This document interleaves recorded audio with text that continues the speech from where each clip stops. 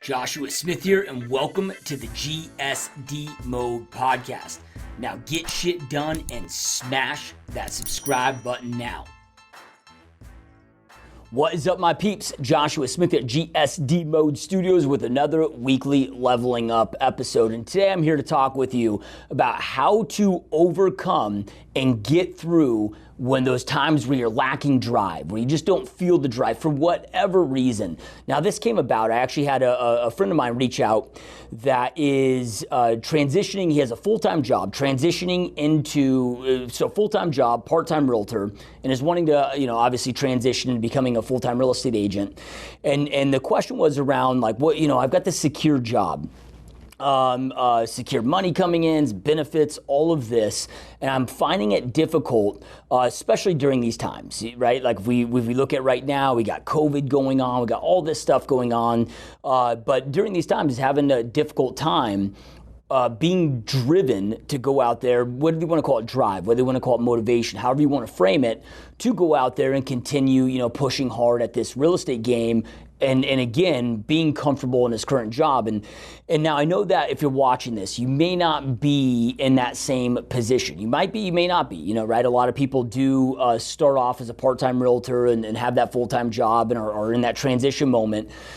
But the reason I wanted to share this with you guys today is because this is something that whether maybe you're full-time in real estate, right? It's easy to get comfortable.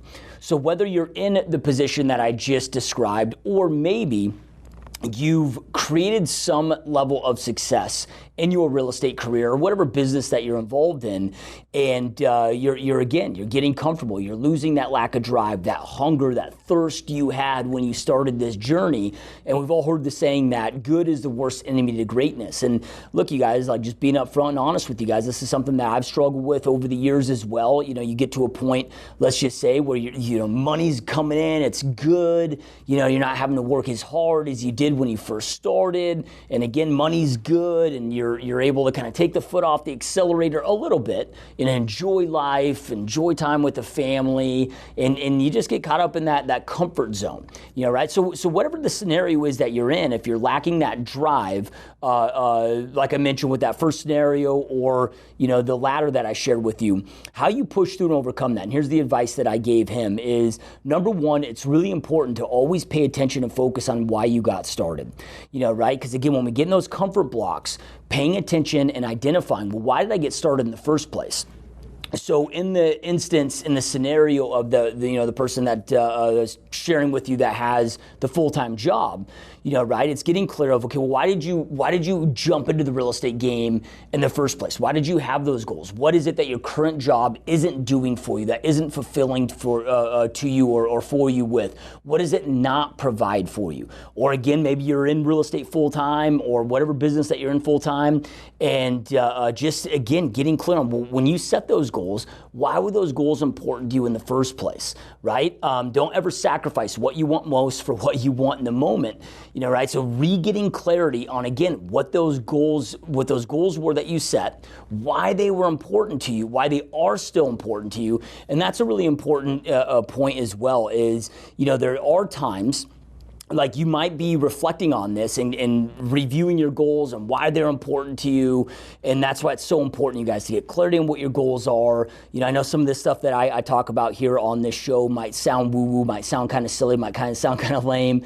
Things that I do, like creating vision boards, creating my vision document, writing out paragraphs on what my life will look like once these goals are accomplished, right? Reviewing those each and every day, spending time in visualization and manifestation, right? Pretending as if that life already exists that you're trying to create. But that's so important because it's easy to lose sight on those goals and why you got started in the first place and what life will be like once you create those goals, right? But if that's not doing it for you, right? It could be a thing that you have just adjusted what your goals are and what's important to you.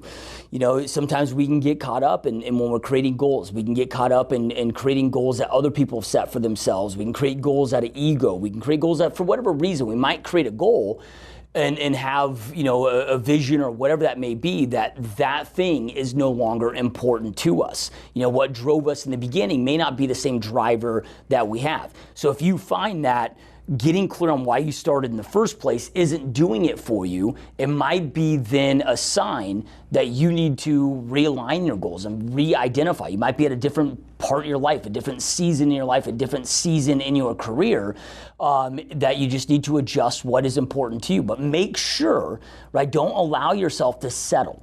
That's something that, on somebody's deathbed, you'll never hear them say, oh, I regret going after doing everything I could to accomplish my dreams, goals, and visions. But you hear a ton of people regretting that they settle. So don't allow yourself to lower the bar and settle. There's a difference between lowering the bar and settling versus re-gauging what those goals are and re-getting clarity as those things change at different seasons of our life. Right? So it could be a thing that maybe your goals have just transitioned and changed. Maybe right now that you just decide that, hey, man, maybe initially, like when I was starting my entrepreneur journey, or really for the first half of my real estate career, I was very ego-driven. I cared about the awards. I cared about the name, the recognition, right? Those things were really, really important to me. And as I grew over time, and I'm not saying that that's not a powerful driver. It was for me, especially in my 20s. That was a very powerful driver. Well, as I entered my 30s and so forth, got to the point where I started stroking my ego a little bit, and no longer did I care about ego. I cared more about other things, freedom of time, freedom of location, right? Not so much about awards and accolades. Now today I honor freedom more than anything. The ability to be able to do what I want, when I want, with whom I want, the ability to be able to choose and who I want to spend time with, and all of those things. So things can evolve as we evolve, right? But just make sure that whatever it is, that you are extremely clear on what your goals are, why they're important to you, and stay focused on those. It's important, you guys. This is why you hear, like Grant Cardone as an example. I've been a fan of Grant Cardone's and following Grant Cardone for about 8 years now.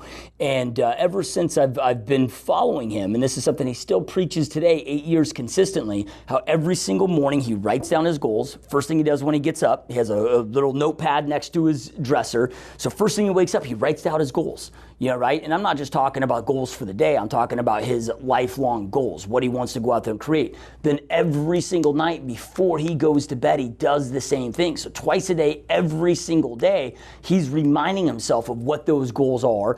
And then he says that any time that he faces a problem or feels defeated, so there might be times where he's writing around 3, 4, 5 times a day, whatever that looks like. If he's getting his teeth kicked in or getting defeated a lot, he's consistently reminding himself of those. Because here's the thing, you guys, is no matter how much success that you create out there, dude, you're gonna have days where you get delivered beatings, man. Not just days, right? You might have months, you might have years where it just feels like you're getting defeated, where you're not winning.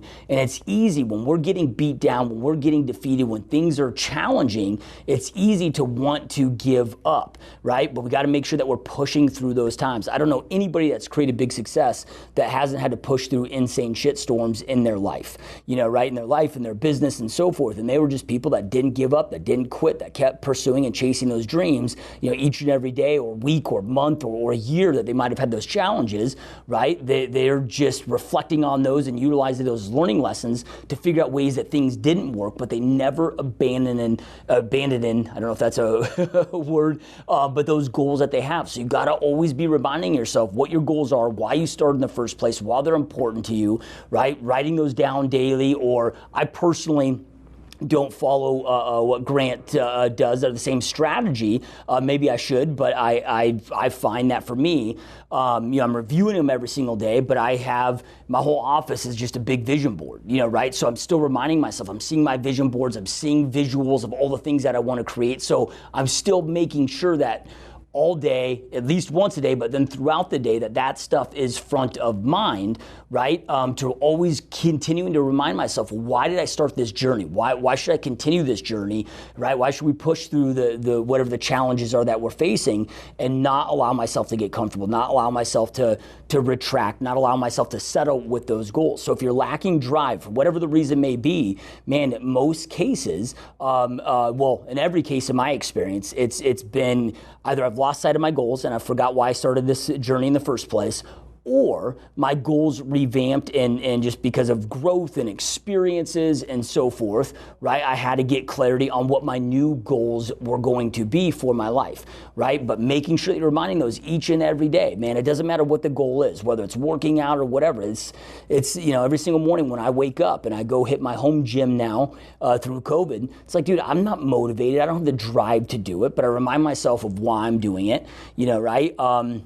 And then I just go out there and start taking action. I never regret it, right? Almost every single day I wake up and I'm like, oh, dude, I don't want to work out today, right? But every single time I get done with my workout, I'm glad as hell that I did it, right? So we got to push through those times, right? Successful people aren't the most driven, if you will. I think there's this kind of mispersona out there that successful people are just naturally motivated, naturally driven people. No, right? They create an environment and they create structure and they create systems that allow them to keep pushing, even if they're lacking drive and lacking motivation. They stay consistent no matter what, and they push through it, right? But in order to push through it, it's important to keep reminding yourself of why you started in the first place and keep things into perspective.